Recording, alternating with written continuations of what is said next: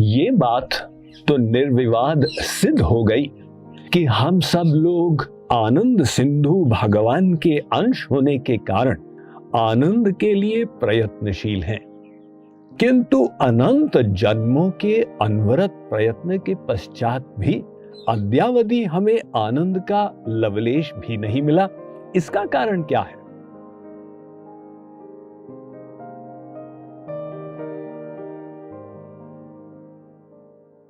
इसका कारण वेद व्यास जी ने भागवत में बताया। भयम द्वितीयाभिनिवेशतस्या दिशादपे तस्य विपर्ययो स्मृति तन्मायया तो बुध आभजेत तम भक्त्यैकयेशम गुरुदेवतात्मा। वेद व्यास जी कहते हैं कि तुम जो आनंद के लिए भाग रहे हो, ये गलत दिशा में भाग रहे हो। जैसे मान लो आपको जाना है नागपुर से कानपुर। अब कानपुर पड़ता है उत्तर की दिशा में और अब दक्षिण की ओर बढ़ते चले जा रहे हैं, तो कानपुर और दूर होता जा रहा है। इसी प्रकार से हम आनंद के लिए भी गलत साइड में खोज कर रहे हैं। और ये अज्ञान हमारे ऊपर हावी क्यों हुआ? कारण यह है कि हमने भगवान की ओर पीठ कर ली। मानो ये भगवान है, ये जीव है। जीव सन्मुख होने के बजाय भगवान से विमुख है। भगवान प्रकाश स्वरूप है। प्रकाश की ओर आप पीठ कर दें, आपको सामने अपनी परछाई मिलेगी, अंधकार मिलेगा। माया अंधकार का स्वरूप है। आदित्य वर्णन तमसः परस्तात्, वेद कहता है। तो भगवान से विमुख होने के कारण हमारे ऊपर माया हावी है, इसीलिए हम इस संसार में आए। कई बार लोग प्रश्न करते हैं, स्वामी जी हम इस संसार में क्यों आए? विशेष रूप से विद्यार्थीगण, उनकी जिज्ञासा अभी कायम है।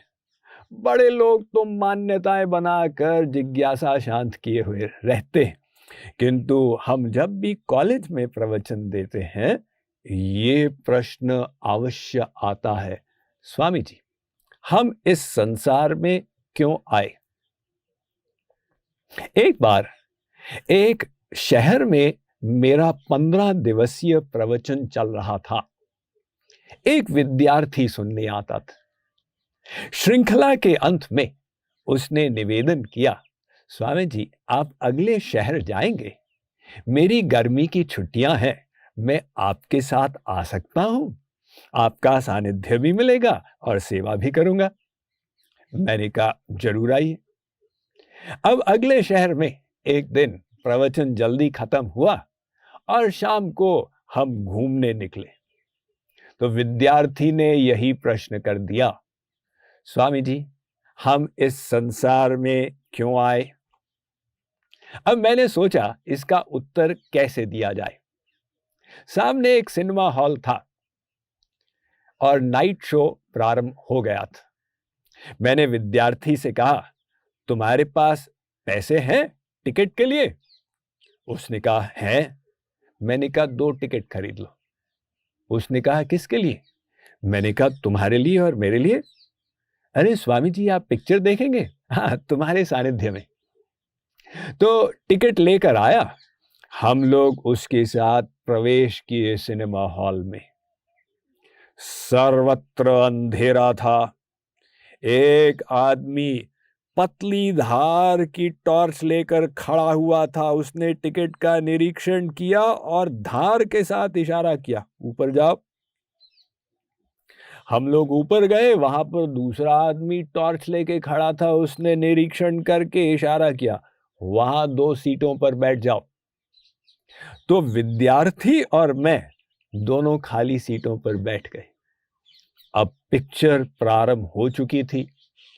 तमाम ड्रामा स्क्रीन पर चलता जा रहा था। एक हीरो था, एक हीरोइन थी, एक विलन था, एक कार चेज, एरोप्लेन चेज।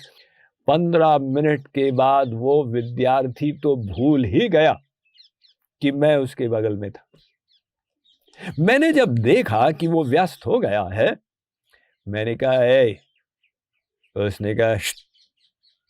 मैंने कहा सुनो तो सही, चुप करो। अब मैंने उसकी उंगली को खींचा। ओह स्वामी जी, अब उसको याद आया। मैंने कहा हम यहां क्यों आए? अब यही विद्यार्थी था जिसने 15 मिनट पहले मुझसे यह प्रश्न किया था कि हम इस संसार में क्यों आए। मैंने वो प्रश्न उल्टा दिया, हम यहां क्यों आए सिनेमा हॉल में।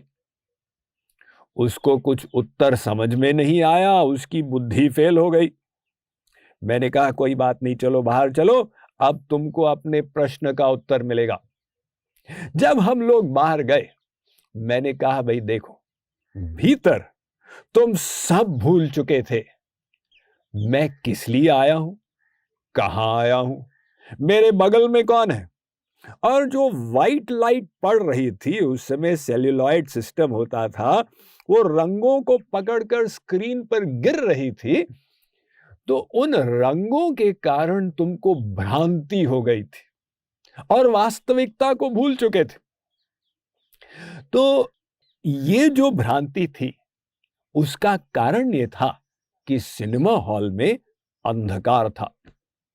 अब मान लो हॉल का मैनेजर आता और मेन स्विच को ऑन कर देता, लाइट हो जाती, सबकी भ्रांति तुरंत खत्म हो जाती। अरे मेरे चप्पल किधर है, मेरी चाबी गिरी तो नहीं, सबसे पहले निकल के स्कूटर स्टैंड में, साइकिल स्टैंड में पहुंचो।